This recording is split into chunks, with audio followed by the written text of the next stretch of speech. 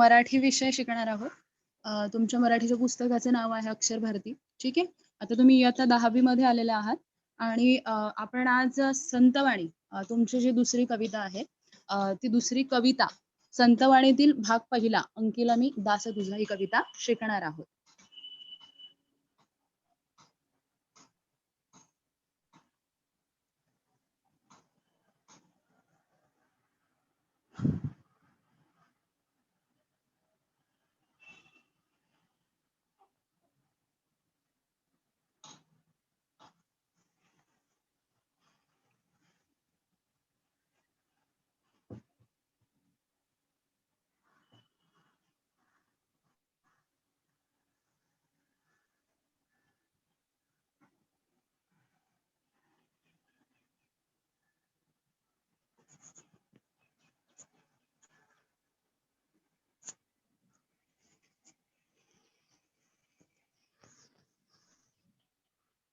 Okay. इयत्ता 10वी अक्षर भारती. ठीक आहे. आपण दुसरी कविता तुमची संतवाणीतील भाग पहिला अंकिला मी दास तुझा ही कविता पाहणार आहोत. अभ्यासाच्या दृष्टीने किंवा तुमची जी लेखी परीक्षा है, आपकी जो रिटन एग्जाम है, उसके लिए आपकी ये पहली ही पोएम है. इससे पहली आपकी जो पोएम आपको दी गई है वो प्रेयर है, प्रार्थना. ठीक है. तो बुद्धि दे, तो वो आपको रिटन एग्जाम आपकी जो होती है उसमें नहीं पूछी जाती. ओरल्स के लिए वो आपको पूछी जाती है या फिर ती फक्त तुम्हाला काव्यानंदाचा आनंद घेण्यासाठी ती कविता तुम्हाला देण्यात आलेली आहे किंवा एक प्रार्थना म्हणून ती तुम्हाला देण्यात आलेली आहे. तर तुमच्या पुस्तकातील रायटिंगची एक्झाम तुमची जर लक्षात घेतली तर त्यासाठी ही पहिलीच कविता तुमची आहे संतवाणी. आणि संतवाणीमधील आपण अंकिला मी दास तुझा ही संत नामदेवांची कविता जी आहे ती अभ्यासणार आहोत.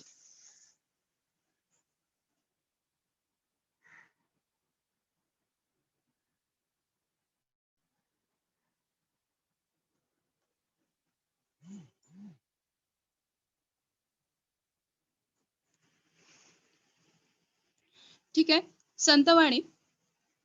संतवाणीमध्ये तुम्हाला 2 कविता देण्यात आलेल्या आहेत. अंकिला मी दास तुझा आणि योगी सर्व काळ सुखदाता. ठीक आहे. ती संत एकनाथांचा अभंग आहे आणि हा आपण आज जो पाहणार आहोत तो संत नामदेवांनी लिहिलेला अभंग आहे. आता कोणत्याही कवितेची सुरुवात करण्याच्या अगोदर किंवा तुमचा लेसन्स आहेत, आप लोगों के जो लेसन्स दिए गए हैं या फिर आपकी जो पोएम्स दी गई है, तो उससे पहले आपके जो ऑथर या फिर आपके पोएम के जो पोएट है, ठीक है, उनका परिचय हमें देखना होता है और उसके बाद कविता का परिचय. ठीक है. वो भी पहले स्टार्टिंग में ही हमें उसका इंट्रोडक्शन जो है वो करके लेना होता है. ठीक है. तो पहले हम यहाँ पे क्या देखेंगे, हमारे जो पोएट है इस पोएम के, उनके बारे में थोड़ी सी बातें हम पहले यहाँ पे जानेंगे, उसके बाद कविता का परिचय और उसके बाद हम कविता रीड करेंगे. ठीक आहे. आता अंकिला मी दास तुझा ही जी कविता आहे, ही कविता म्हणजे हे अभंग आहेत. ठीक आहे. ते अभंग संत नामदेव यांनी लिहिलेला आहे. संत नामदेव यांचा कार्यकाळ इथे दिलेला आहे 1270 ते 1350 एवढा त्यांचा कार्यकाल जो आहे तो देण्यात आलेला आहे. संत नामदेवांबद्दल सांगायचं झालं तर वारकरी संप्रदायातील थोर संत कवी म्हणून हे ओळखले जातात. संत नामदेवांची अभंग रचना अतिशय उत्कट असून त्यांच्या अभंगाची भाषा सुबोध, सरळ आणि साधी आहे. त्यांनी हिंदीतही रचना केली आहे. पंजाबात जाऊन त्यांनी भागवत धर्माची पताका फडकवली. शिखांच्या गुरु ग्रंथ साहेब या ग्रंथात त्यांची 61 कवने समाविष्ट असून भक्त नामदेवजी की मुखबाणी या नावाने ती प्रसिद्ध आहेत. ठीक आहे. संत नामदेव हे जे आहे ते वारकरी संप्रदायातील थोर किंवा महान असे कवी होऊन गेलेले आहेत 12व्या शतकातील. आणि यांच्याबद्दल बोलायचं झालं तर त्यांच्या अभंग रचना ज्या आहेत अतिशय उत्कट अशा आहेत आणि त्यांच्या अभंगातील भाषा सुबोध म्हणजे सगळ्यांनाच समजणारी अशी. ठीक है. सरळ सिंपल लँग्वेज उन्होंने उनके अभंग रचना त्यांनी ज्या केलेल्या आहेत त्याच्यामध्ये वापरलेले आहेत. शिवाय त्यांच्या रचना ज्या आहेत अभंगांच्या रचना हिंदीतही प्रसिद्ध आहेत. ठीक है. उसके बाद यहाँ पे बताया गया है की पंजाबात जाऊन सुद्धा त्यांनी भागवत धर्माची पताका जी आहे ती फडकवलेली होती. शीख धर्मातील जो पवित्र असा ग्रंथ मानला जातो, गुरु ग्रंथ साहेब, या ग्रंथात सुद्धा संत नामदेवांची 61 कवने प्रसिद्ध समाविष्ट करण्यात आलेली आहेत. ठीक आहे. आणि त्याला काय म्हणून ओळखलं जातं? भक्त नामदेवजी की मुखबाणी या नावाने ती प्रसिद्ध आहे. ठीक आहे. तर अशा प्रकारे आपण संत नामदेव यांच्याबद्दल थोडीशी माहिती जी आहे ती पाहिली. आता अंकिला मी दास तुझा हे संत नामदेवांचे जे अभंग आहे, ठीक आहे, त्या अभंगामध्ये एक्झॅक्टली किंवा नक्की त्यांनी काय सांगितलेलं आहे ते थोडक्यात इथे बघायचं आहे. ठीक आहे. प्रस्तुत अभंगामध्ये संत नामदेवांनी विविध दृष्टांतांतून परमेश्वर कृपेची याचना केली आहे. ठीक आहे. आता ही जी कविता आहे किंवा हा प्रस्तुत अभंग जो आहे, जो आपण आता पुढे पाहणार आहोत, त्याच्यामधून विविध दृष्टांत संत नामदेवांनी सांगितलेले आहेत आणि परमेश्वराच्या कृपेची याचना त्यांनी काय केलेली आहे? परमेश्वराला केलेली आहे अर्थ शब्दांमध्ये. वेगवेगळे दृष्टांत देऊन. आता दृष्टांत म्हणजे काय? दृष्टांत म्हणजे वेगळे-वेगळे एक्झाम्पल्स त्यांनी इथे सांगितलेले आहेत आणि ते एक्झाम्पल्स, ती उदाहरणं सांगून त्यांनी परमेश्वराला एक प्रकारे आळवणी केलेली आहे किंवा विनवणी केलेली आहे. ठीक आहे. ती विनवणी ह्या अभंगामध्ये आपल्याला पाहायची आहे. ठीक आहे. आय होप तुम्हाला हे कळलं असेल. आता एक महत्त्वाची सूचना, कोणतीही कविता तुमची जी आहे किंवा तुमचे जे लेसन्स आहेत, एकूण तुम्हाला तुमच्या पुस्तकामध्ये 4 भाग दिलेले आहेत आणि 4 भागांमध्ये तुमचं पूर्ण जे पुस्तक आहे ते विभागलं गेलेलं आहे. ठीक है. तो 4 भाग म्हणजे 4 यूनिट्स. ठीक है, 4 यूनिट्स होते हैं. इसमें आपको 7 पोएम्स दिए गए हैं और बाकी के लेसन्स और रैपिड रीडिंग्स दिए गए हैं, 4 रैपिड रीडिंग्स. तर आता प्रत्येक याच्यामध्ये तुम्हाला लेसनमध्ये आणि तुमच्या ज्या कविता दिलेल्या आहेत, त्या कवितांमध्ये सुद्धा लेखकांचा परिचय आणि एक छोट्या परिच्छेदामध्ये तुम्हाला कवितेचा परिचय दिलेला असतो किंवा पाठाची मध्यवर्ती कल्पना सांगितलेली असते. म्हणजे जसं की इथे सांगितलेलं आहे. ठीक आहे. जसं आता मी तुम्हाला इथे थोडक्यात सांगितलेलं आहे. कधी-कधी ही कवितेची जी मध्यवर्ती कल्पना आहे किंवा कवितेचा परिचय आहे, तो 2 लाईन्समध्ये दिलेला असेल, 3 लाईन्समध्ये दिलेला असेल. किंवा लेसन्स तुमचे जे दिलेले आहेत, त्या लेसन्सची सुद्धा मध्यवर्ती कल्पना, ठीक आहे, पाठ किंवा धड्यांची पण मध्यवर्ती कल्पना 3 ते 4 लाईन्समध्ये दिलेली असेल. पण ती खूप महत्वाची असते. ठीक है। जब आप लोग लेसन जो है वो रीड करते हो तो उस टाइम पे आपको ये लाइंस पहले रीड करना जरूरी है या फिर याद रखना जरूरी है, क्योंकि अगर ये लाइंस आपको समझ में आती है तो ही आगे आपके लेसन में या फिर आपके पोएम में एग्जैक्टली क्या दिया है ये आपको समझ में आ जाता है। और आप जो क्वेश्चन के आंसर्स लिखते हो तो इसमें भी ये बेनिफिशियल है, क्योंकि आपको इससे एग्जैक्टली आइडिया आती है कि उस लेसन में या फिर उस पोएम में क्या दिया गया है। ठीक आहे. तर आपल्याला त्याचप्रमाणे ह्या कवितेमध्ये एका ओळीमध्येच या कवितेची ओळख इथे सांगितलेली आहे. ठीक आहे. ही कविता म्हणजे संत नामदेवांचा अभंग. ठीक आहे. तर आता आपण कविता जी आहे ती अभ्यासूया. ओके. ठीक आहे. तर आता ही आहे आपली कविता. ती कविता अर्थातच मी आधी तुम्हाला वाचून दाखवते आणि मग त्याच्यानंतर स्टांजा वाईज आपण एका पॅराग्राफचा अर्थ इथे पाहूया. अग्निमाजी पडे बाळू, माता धावे कनवाळू, तैसा धावे माझिया काजा, अंकिला मी दास तुझा. सवेची झेपावे पक्षिणी, पिली पडताची धरणी. भुकेले वत्सरावे, धेनू हुंबरत धावे. वणवा लागलासे वनी, पाडस चिंतित हरणी. नामा म्हणे मेघा जैसा, विनवितो चातक तैसा. तर अशा प्रकारे 6 स्टांजा जे आहेत त्याच्यामध्ये आपल्याला आपली ही जी पोएम आहे ती दिलेली आहे.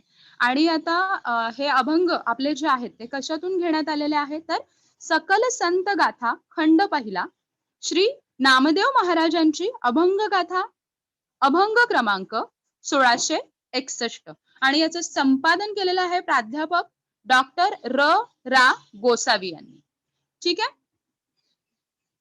ठीक आहे, आता आपण एक एक पॅरेग्राफचा किंवा स्टांजाचा अर्थ आता इथे आपण बघूया.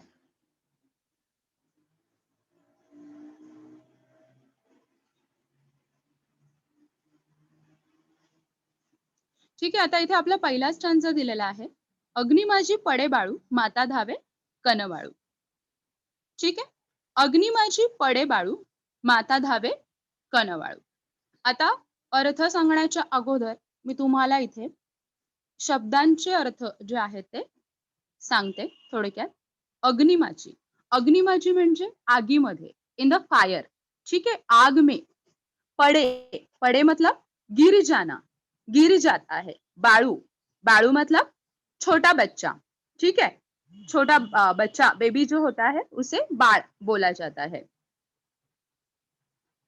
उसके बाद यह है माता, माता मतलब आई, जननी, मदर. धावे, धावे मतलब दौड़ के जाना. ठीक आहे, धावत धावत पळत जाणे. आणि कनवाळू, कनवाळू म्हणजे ममताळू, दयाळू, कम्पॅशनेट. ठीक आहे. आता तुम्हाला या शब्दांचे अर्थ जे आहेत ते कळालेले आहेत. आता याचा अर्थ मी तुम्हाला सांगते. एक गोष्ट लक्षात ठेवायची आहे. तुमच्या आपल्याला ज्या कविता दिलेल्या आहेत तुमच्या, त्याच्यामध्ये जे महत्त्वाचे जे शब्द येतात, शब्दार्थ जे येतात, त्या शब्दांचे अर्थ सगळे लक्षात घेणं फार महत्त्वाचे आहेत. एकूण तुम्हाला 7 कविता तुमच्या पूर्ण पुस्तकामध्ये दिलेल्या आहेत ह्याच्यासाठी रायटिंग रिटन एक्झामसाठी. तर त्या 7ही कवितांमधील जे महत्त्वाचे शब्द आहेत ते व्यवस्थित पाठ करून ठेवायचे आहेत.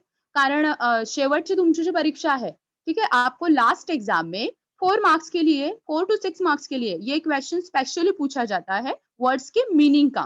ठीक है, जो आपको पोएम्स का सेक्शन स्पेशली क्वेश्चन दिया गया है उसमें. तो जो वर्ड्स आपको यहाँ पे दिए गए हैं उनके मीनिंग्स ठीक से याद रखने हैं. ठीक है, ये बात नोट करनी है सबको. ठीक आहे, या शब्दांचे अर्थ तुम्हाला कळले असतील. आता आपण त्याचा अर्थ जो आहे तो पाहूया. संत नामदेव, आता इथे काय म्हणतायत, वारकरी संप्रदायाचे महान प्रचारक संत नामदेव महाराज अगदी मनापासून आर्ततेने परमेश्वराचा म्हणजेच विठ्ठलाचा धावा करतात. त्यासाठी ते अतिशय समर्पक असे दृष्टांत इथे देताना दिसतात. तर त्यांनी आता इथे हे पहिला दृष्टांत, ठीक है, किंवा एक उदाहरण, एक एग्जाम्पल उन्होंने यहाँ पे दिया है. ठीक है, की त्याप्रमाणे परमेश्वराने माझ्यासाठी धावून यावे अशी अर्थ शब्दात ते विनवणी करतात. मग त्यांनी काय सांगितलेलं आहे की ते म्हणतात, ज्याप्रमाणे नजर चुकीने अग्नीत सापडलेल्या बाळाला वाचवण्यासाठी त्याची आई व्याकुळ होऊन काळजीने त्याच्याजवळ धावून जाते, त्याला मायेने प्रेमाने उचलून घेते, त्याचप्रमाणे परमेश्वराला ते आळवणी करत आहेत. ठीक आहे, आता अग्नी माझी पडे बाळू म्हणजे काय होत आहे, आगीमध्ये जर बाळ चुकून पडलं, ठीक आहे, तर माता धावे कनवाळू म्हणजे माता म्हणजे आई धावत पळतच तिथे जाते आणि त्याला त्या आगीत पडण्यापासून त्याचं रक्षण करते किंवा त्याला भाजण्यापासून त्याला वाचवते. ठीक आहे, त्याला अगदी मायेने प्रेमाने उचलून घेते. त्याची काळजी तिला असते. प्रत्येक आईला तिच्या बाळाची काळजी असते. ठीक आहे, हा आहे या पॅरेग्राफचा अर्थ.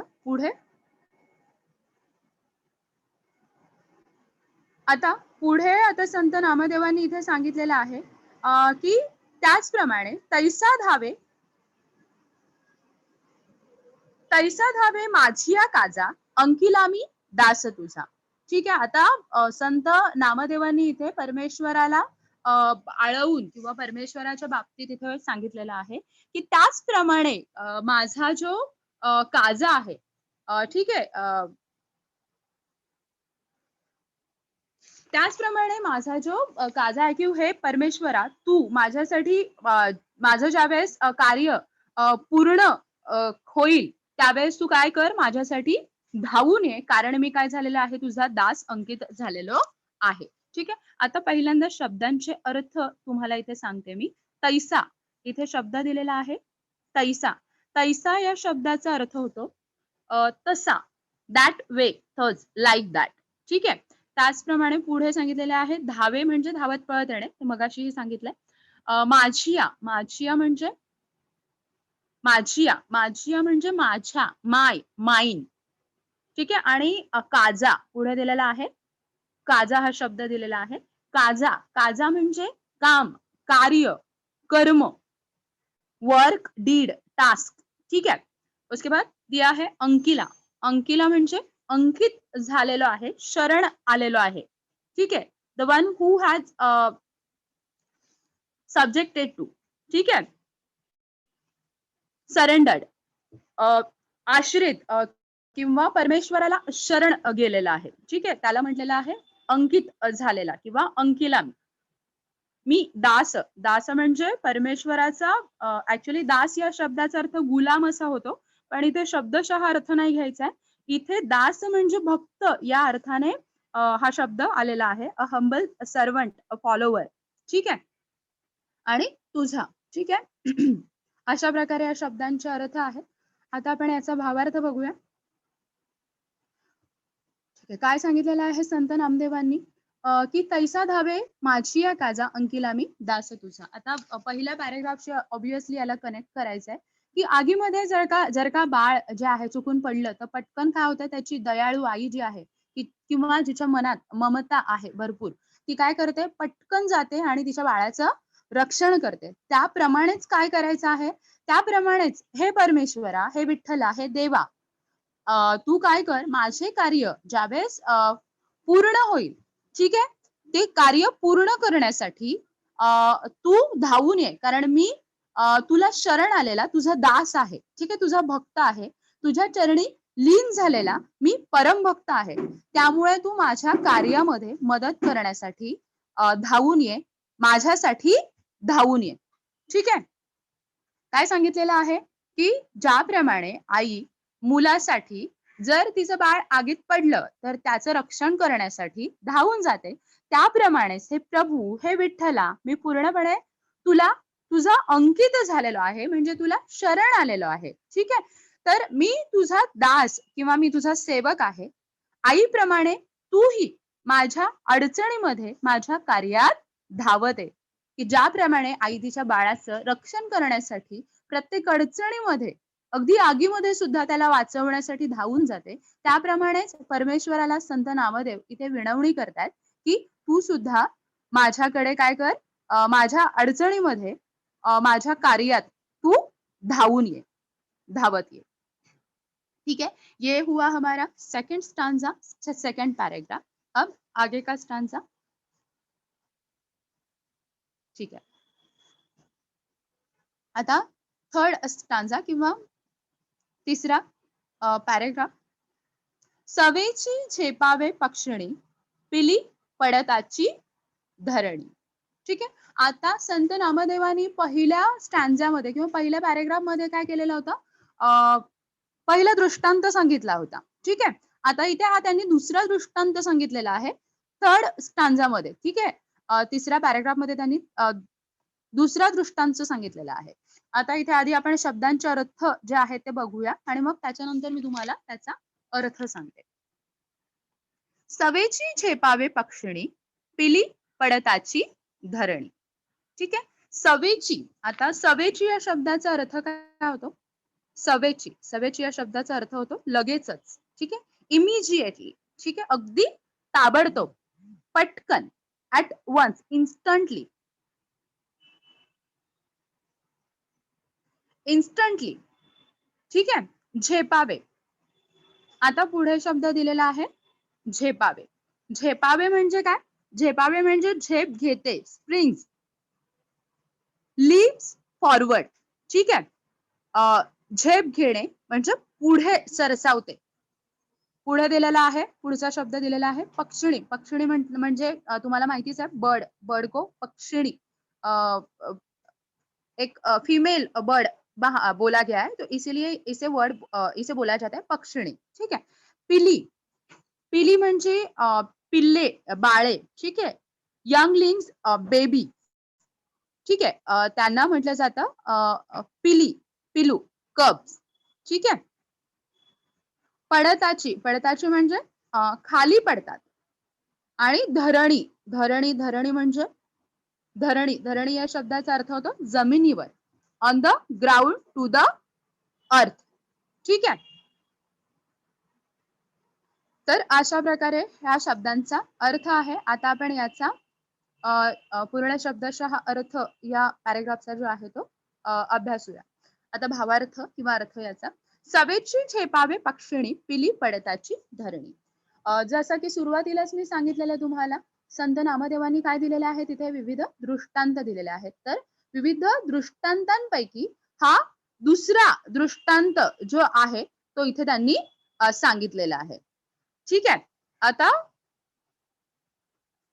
दुसरा दृष्टांत त्यांनी जो सांगितलेला आहे त्याच्यामध्ये त्यांनी काय सांगितलेलं आहे, त्यांनी ऑब्विसली इथे परमेश्वराला काय केलेलं आहे किंवा विठ्ठलाला इथे आळवणी केलेली आहे. आणि विठ्ठलाला आळवणी करताना संत नामदेव महाराज म्हणतात की झाडावरील घरट्यात असणारे पक्षाचे लहान पिलू घरट्यातून बाहेर येऊन उडण्याच्या प्रयत्नात खाली जमिनीवर पडताच त्याची आई म्हणजे ती पक्षिणी आपल्या पिलाला वाचवण्यासाठी त्याच्या दिशेने तत्परतेने झेप घेते, त्याला पुन्हा घरट्यात नेण्यासाठी धडपडते. त्याचप्रमाणे हे परमेश्वरा, तू तुझ्या या सेवकासाठी असाच धावून ये, ठीक आहे. इथे आता पहिला दृष्टांत आईचा दिलेला होता आणि दुसरा दृष्टांत संत नामदेवांनी पक्षिणीचा दिलेला आहे, की ज्यावेळेस पक्षिणीची पिलं घरट्यात असतात आणि घरट्यातून चुकून ते बाळ तिचं पिल्लू जे आहे ते जर का घरट्यातून बाहेर उडण्याच्या प्रयत्नामध्ये जर खाली पडलं, तर ती आई किंवा ती पक्षिणी जी आहे ती काय करते, ती लगेचच धावून जाते आणि त्या आपल्या पिलाला वाचवण्यासाठी किंवा त्याला पुन्हा घरट्यात नेण्यासाठी धडपडते.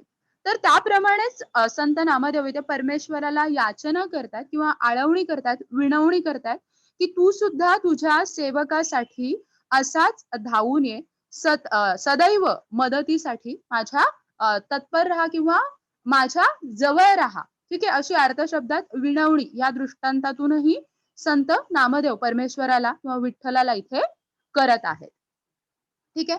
तर हा झाला आपला दुसरा दृष्टांत. आता आपण चौथा स्टांजा किंवा चौथा पॅरेग्राफ जो आहे तो बघूया. आता पुढे इथे दिलेला आहे, भुकेले वत्सरावे धेनू हुंबरत धावे, ठीक आहे. आता इथे सांगितलेलं आहे भुकेले वत्सरावे धेनू हुंबरत धावे. आता हा पुढचा दृष्टांत जो आहे तो संत नामदेवांनी सांगितलेला आहे, दृष्टांत एक्झाम्पल, ठीक आहे. भुकेले, भुकेले म्हणजे ज्याला भूक लागलेली आहे असा, ठीक आहे. वत्सरावे, वत्सरावे, वत्सरावे, वत्सरावे म्हणजे वासरू, वासराच्या आवाजाने, ठीक आहे. By the cry of the काफ, ठीक आहे, वासराच्या आवाजाने. धेनू, धेनू म्हणजे काय, धेनू म्हणजे गाय, अ काऊ, काऊ को धेनू वर्ड यहाँ पे यूज किया गया है. हुंबरत, हुंबरत म्हणजे हंबरते, टू लो, ठीक है, लोइंग, मतलब वो गाय का जो आवाज होता है उसे बोला जाता है हंबरते, ठीक है. धावे, धावे म्हणजे धावून जाते, ठीक आहे. शब्दांचे अर्थ आता तुम्हाला इथे कळाले असतील. आता आपण पुढे बघूया याचा भावार्थ. भुकेले वत्सरावे धेनू हुंबरत धावे. आता संत नामदेव महाराज अगदी मनापासून विठ्ठलाचा इथे काय करतात, धावा करतात. ते म्हणतात भुकेने व्याकुळ झालेले वासरू गोठ्यात ओरडत असते, त्याची ही अवस्था सहन न होऊन गाय मोठ्याने हंबरत आपल्या वासराच्या ओढीने त्याच्या जवळ धावत येते. त्याचप्रमाणे हे विठ्ठला, तूही माझ्यासाठी धावून ये, ठीक आहे. आता संत नामदेवाने पुन्हा काय केलेलं आहे, परमेश्वराला ह्या दृष्टांतातून काय केलेली आहे, आळवणी केलेली आहे की हे परमेश्वरा, तू काय कर, ज्याप्रमाणे गोठ्यात गाय असते तर गोठ्यात गाईचं जे वासरू असतं ते भुकेने ज्यावेळेस व्याकुळ होऊन गोठ्यात ओरडत असते, तर त्याची ती अवस्था बघून किंवा ती अवस्था सहन न होऊन ती गाय काय करते, मोठ्याने हंबरत आपल्या वासराच्या ओढीने त्याच्या जवळ धावून जाते.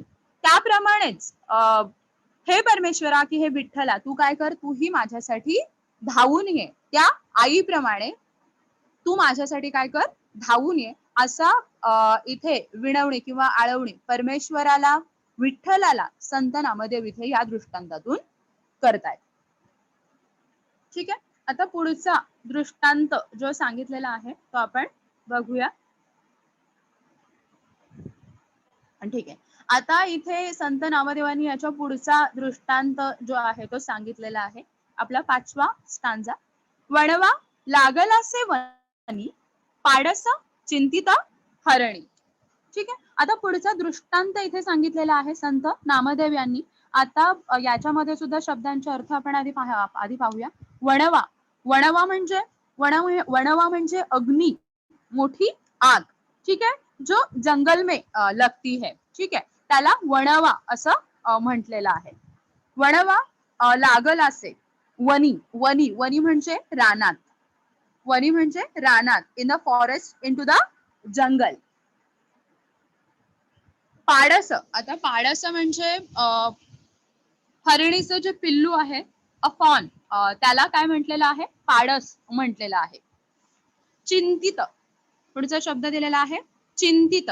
चिंतित म्हणजे काळजी करते. ठीक आहे. Worrying, being worried. ठीक आहे, अबाउट हर फॉन.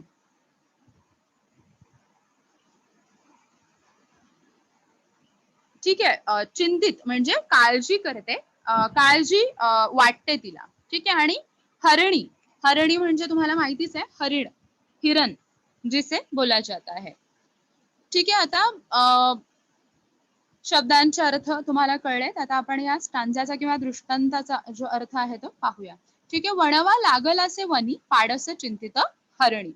आता संत नामदेव पुन्हा या दृष्टांतातून श्री विठ्ठलाची किंवा परमेश्वराची पुन्हा मनापासून विनवणी करतात, आळवणी करतात आणि अगदी व्याकुळ होऊन इथे हरिणीचे उदाहरण ते देतात. आणि ते म्हणतात की जंगलात वणवा पसरलेला आहे आणि त्यात हरिणीचे पाडस अडकलेले आहेत.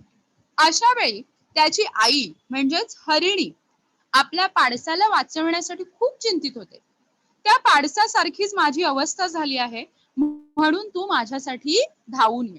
ठीक आहे. आता ह्या दृष्टांतामध्ये संत नामदेवांनी अगदी आर्ततेने परमेश्वराची विनवणी इथे केलेली आहे की जंगलात जर का वणवा लागला, ठीक आहे, आणि त्या वणव्यामध्ये हरिणीचं पाडस जे आहे ते अडकलेलं असेल, तर त्यावेळेस त्याची ती आई म्हणजेच हरिणी ज्याप्रमाणे तिच्या पाडसाला वाचवण्यासाठी चिंतित होते, ठीक आहे, तर त्या पाडसासारखीच इथे त्या पाडसाची उपमा त्यांनी काय केलेली आहे, स्वतःला दिलेली आहे. ठीक आहे. आणि हरिणी म्हणून परमेश्वराला त्यांनी इथे एक्झाम्पल म्हणून पकडलेलं आहे आणि त्या हरिणीप्रमाणेच परमेश्वराला ते इथे विनवतात की हे परमेश्वरा, त्या हरिणीसारखाच तू काय कर, माझ्यासाठी धावून ये, कारण त्या पाडसासारखीच माझी अवस्था झालेली आहे, तितकाच व्याकुळ मी तुझ्या दर्शनासाठी झालेलो आहे. अशी विनवणी ह्या दृष्टांतातून सुद्धा संत नामदेव जे आहेत ते परमेश्वराला करत आहेत अगदी आर्ततेने. आता आपल्या पुढचा जो स्टांजा आहे, पुढच्या ओळी आणि शेवटचा स्टांजा. ठीक आहे. शेवटचा स्टांजा तुमचा दिलेला आहे.